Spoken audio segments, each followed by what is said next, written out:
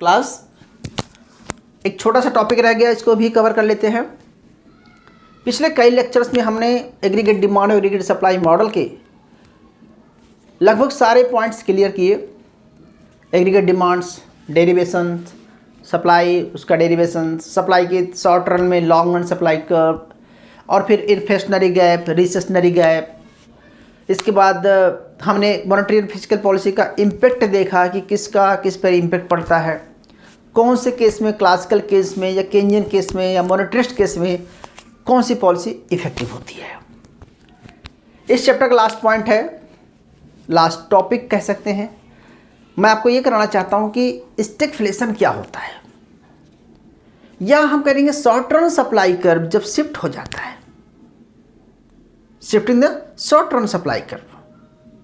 Demand is constant, in this case there is two extremely situation हो जाती है।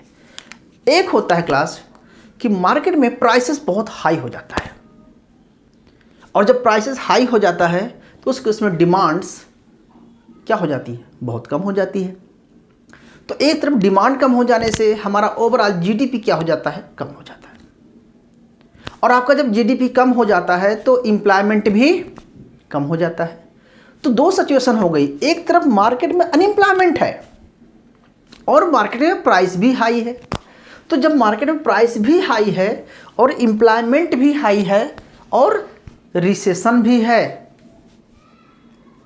तो हमने बोलते हैं, इसी को कहा जाता है कि when both inflation and recession occur simultaneously, economists call the situation of stagflation.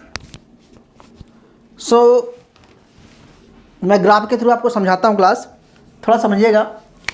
मैंने आपको स्टार्टिंग में समझाया था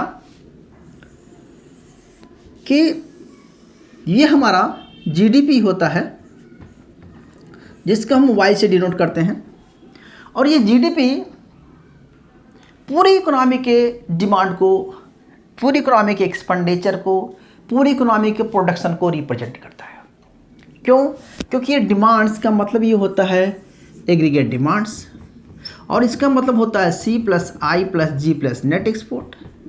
और आपको बताए थे कि ये C प्लस आई प्लस जी प्लस नेट एक्सपोर्ट ये क्या है, ये आपका Y है, और ये Y क्या है, ये जो Y है ये कहीं ना कहीं हमारा प्रोडक्शन है, और इस प्रोडक्शन को जब मार्केट में प्राइस से मल्टीप्लाई किया जाता है तो आपका जीडीपी निकलता है।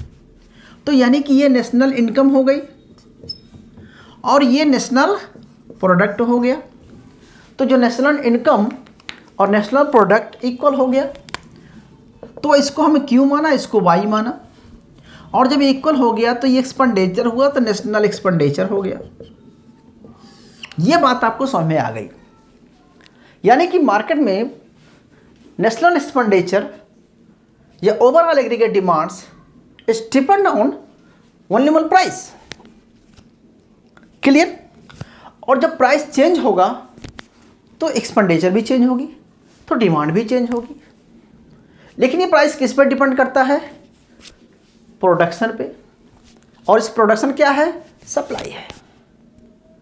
तो एग्रीगेट सप्लाई है, तो हम इसको बोलेंगे aggregate supply, national product is aggregate supply और नेशनल इनकम एग्रीगेट डिमांड्स। तो we can say it is aggregate supply, जिसे हम शॉर्ट रन सप्लाई कह सकते हैं। और ये एक इक्विलिब्रियम प्राइस होता है जहां पर हमारा वाई है। इसका मतलब यहां पर फुल यूटिलाइजेशन ऑफ रिसोर्स हो रहा है, डिमांड सप्लाई इक्वल है, प्राइस इक्वल है, मार्केट में सेटिस्फैक्शन है, अंडर प्रोडक्शन नहीं है, ओवर प्रोडक्शन नहीं है, रिसेशन नहीं है, इन्फ्लेशन नहीं है, सब कुछ इक्वल है। Where aggregate demand aggregate supply equal, supported due to other factor, due to other factor, any factor. और 1930 में मंदी आई थी तो क्या हुआ था, कौन से फैक्टर थे? It's your task, you can find. 1930 में हमारी इकोनॉमी रिसेशन चला गया, मतलब 1930 में मंदी आ गई, या 2008 में रिसेशन आया due to financial crisis other reason. 2018 में डिमोनेटाइजेशन हुआ, जीएसटी हुआ, उसकी वजह से क्या हुआ कि फिर से डिमांड डाउन आया। तो इनके पीछे रीज़न क्या है, इसका इम्पेक्ट किस पे पड़ता है? जैसे अगर करंट की बात करूँ तो एग्रीकल्चर पे इम्पेक्ट पड़ा या फिजिकल डेफिसिट कम हो गया, हम बहुत सारी बातों पर नहीं जा रहे हैं यहाँ पर, मुझे सिंपल ये बताना है कि जब इकोनॉमी में प्राइसेस चेंज हो जाते हैं ड्यू टू सप्लाई, तो मार्केट में सिचुएशन क्या हो जाती है। तो देखें यहाँ पर समझिए, अब मैं बोलता हूँ कि किसी अदर वजह से due to other factor supply shift right hand या लेफ्ट हैंड, तो सप्लाई अगर शिफ्ट लेफ्ट हैंड हो जाएगी तो हमारा जो ग्राफ बनेगा क्लास वो क्या बनेगा, कुछ ऐसा बन जाएगा। शॉर्ट रन सप्लाई कर्व है, ठीक है, या short run aggregate supply curve है, तो इसको हम ऐसे बोलेंगे कि यहाँ से शिफ्ट ये हो गया 1 था, ये 2 हो गया, ये 1 थी। अभी क्या होगा कि आपका इक्विलिब्रियम यहाँ पर आ गया, सो P2 कर दिया आपने, इसको P1 कर दीजिए। नाउ ईयर Y2 आ गया। So what happened in the market, you can say there is equilibrium point starting, now equilibrium point P2 and P1। Overall economy में जीडीपी क्या होगा, कम हो गया। यानी कि आपको बात समझना है कि जब हमारा जीडीपी कम हुआ इसका मतलब हमारी इकोनॉमी में कंजप्शन कम हो गया, इन्वेस्टमेंट कम हो गया, गवर्नमेंट के पास रेवेन्यू टैक्सेस कम हो गए, हमारा एक्सपोर्ट कम हो गया हमारा, और हमारा इंपोर्ट भी कम हो गया। यानी कि हमारा नेट एक्सपोर्ट निगेटिव चला गया, कम हो गया। यानी कि सारी चीज़ें क्या हो गई क्लास, रिवर्स में चले गए।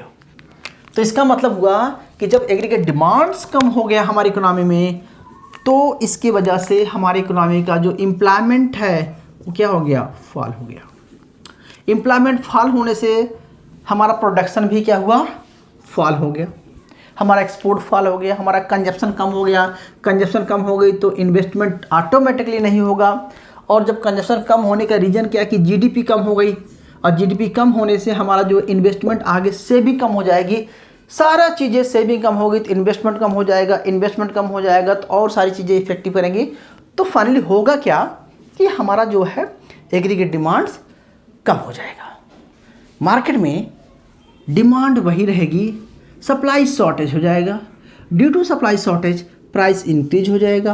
प्राइस इंक्रीज होने से प्राइस और जीडीपी का वाई का रिलेशन निगेटिव होता है डिमांड का, तो ये भी कम हो गया। तो ये चेंजेस आ गए, प्राइस इंक्रीज हो गया। अब डेल्टा पी बढ़ने से डेल्टा वाई कम हो गया, इससे क्या हुआ, आपका एम्प्लॉयमेंट कम हो गया। यानी कि जब एम्प्लॉयमेंट कम हो गया, इधर इन्फ्लेशनरी सिचुएशन आ गई, क्योंकि मार्केट में प्रोडक्शन कम है। क्या क्या कमी आ गई, एक तो इन्फ्लेशन भी है, एक तो मार्केट में इन्फ्लेशन है, दूसरा रिसेशन भी है। क्यों, क्योंकि प्रोडक्शन है नहीं, एम्प्लॉयमेंट है नहीं, तो रिसेशन भी है और इन्फ्लेशन भी है। तो जब दोनों का कंबाइंड इफेक्ट मिल रहा है, इसी को बोलते हैं हम stagflation, when inflation with recession due to. Okay, अब मैं हिस्ट्री समझाता हूँ कि क्लासिकल के लोग पहले क्या करते थे कि सप्लाई और डिमांड ऑटोमेटिकली एडजस्टेबल है, से कहता है कि आपको कोई ज़रूरत नहीं है, market automatically, market mechanism automatically फिर से उसी पॉइंट पे आ जाएगा। लेकिन 1930 में ऐसा नहीं हुआ। इससे क्या हुआ, तो हमारा कहना मतलब कि क्लासिकल इकोनॉमिस्ट जो थे they focus on the supply side economist, वो सप्लाई साइड की बात करते थे, सप्लाई ऑटोमेटिकली क्रिएट हो जाएगी। लेकिन 1930 में ये ऐसा सिचुएशन आई कि यहाँ पर थ्रिफ्ट ऑफ पैराडॉक्स कह सकते हैं, जैसे मतलब मितव्ययिता विरोधाभास हो गया, लोग सेविंग ज़्यादा होने लगी, बहुत सारी चीज़ें थी। तो यहाँ पर ये सप्लाई कम हो गई क्योंकि एम्प्लॉयमेंट कम हो गया। एम्प्लॉयमेंट कम हो गया तो लोग पास जो पैसा था उसको भी खर्च नहीं करना चाहते थे, तो डिमांड कम हो गई। सेविंग कम होने से आगे इन्वेस्टमेंट कम होने, सारी सिचुएशन आ गई थी। इतना क्लियर हुआ। तो मुझे ये समझाना था आपको कि स्टैगफ्लेशन सिचुएशंस में था क्या। और 1930 के बाद जब प्रोफेसर कीन्स ने आया तो उन्हें डिमांड साइड पॉलिसी की बात किया, तो ये बताया गया कि इस सिचुएशन से निकलने के लिए आपको डिमांड साइड पॉलिसी लाना पड़ेगा, यानी कि डिमांड को इंक्रीज करना पड़ेगा। और अगर डिमांड को किसी और तरीके से बढ़ाना पड़ेगा, क्योंकि मार्केट में तो अगर डिमांड साइड बढ़ा देंगे पॉलिसी, वो कहता है कि डिमांड साइड पॉलिसी बढ़ाएंगे तो देखिए प्राइस वही हो जाएगा और ये कम हो जाएगा, जीडीपी कम हो जाएगा। तो आप यहाँ से यहाँ आ गए, या पहली बार आप यहाँ से यहाँ आ जाएंगे। देखो इस पॉइंट से आप P2 पे फिर से वहीं पर आ जाएंगे, तो जीडीपी आपका Y2 हो जाएगा। बेसिकली ये डिमांड साइड पॉलिसी की बात करेंगे, जिसको हम कभी नेक्स्ट लेक्चर में पढ़ेंगे क्लास। तो मेरा सिम था यहाँ पर था कि डिमांड साइड पॉलिसी इफ़ेक्टिव कहाँ होगी, हम आगे पढ़ाएंगे। अब इसी चीज़ को सॉल्व करने के लिए थोड़ा देखेंगे कि इसने बात किया था कि मान के चलो 1930 में रिसेशन था, तो एग्रीगेट सप्लाई ऐसा मानता है वो, और एक केस में ये डिमांड थी एग्रीगेट डिमांड्स, तो ये प्राइस था। वो बोलता है कि इस केस में अगर डिमांड्स बढ़ा देंगे डिमांड साइड पॉलिसी, तो प्राइस में कोई चेंज नहीं आएगा, जीडीपी इंक्रीज हो जाएगी। इसीलिए क्लासिकल फोकस करता है डिमांड साइड पॉलिसी पे। और अगर हम इसी चीज़ को क्लासिकल के केस में देखेंगे, तो आपने बताया था long run aggregate supply curve, इसको अगर एग्रीगेट डिमांड्स है, इस केस में कहता है अगर डिमांड साइड पॉलिसी अडॉप्ट करेंगे तो क्या होगा क्लास, जब आप डिमांड साइड पॉलिसी अडॉप्ट करेंगे तो इस केस में सिर्फ प्राइसेस बढ़ेगा, जीडीपी में कोई चेंज नहीं आएगा, because classical talking about the full employment. बात क्लियर हुई? तो कौन सी पॉलिसी बेटर है लॉन्ग रन में? डिमांड साइड पॉलिसी बेटर नहीं है, डिमांड साइड बेटर होगी शॉर्ट रन में। इसलिए 1930 के बाद हम डिमांड साइड इकोनॉमिक्स पढ़ना शुरू किया, क्योंकि 1930 तक ये विश्वास होता रहा कि मार्केट ऑटोमेटिकली एडजस्ट हो जाएगी। ऐसा नहीं हुआ, स्टैग्फ्लेशन आ गया। ठीक है, सो स्टैग्फ्लेशन सिचुएशन क्या थी इसको समझ लिया, और इसको कैसे ग्राफ में समझाना है शॉर्ट नोट्स में आता है, तो you can make a draft and explain it again. ठीक है, सो थैंक यू।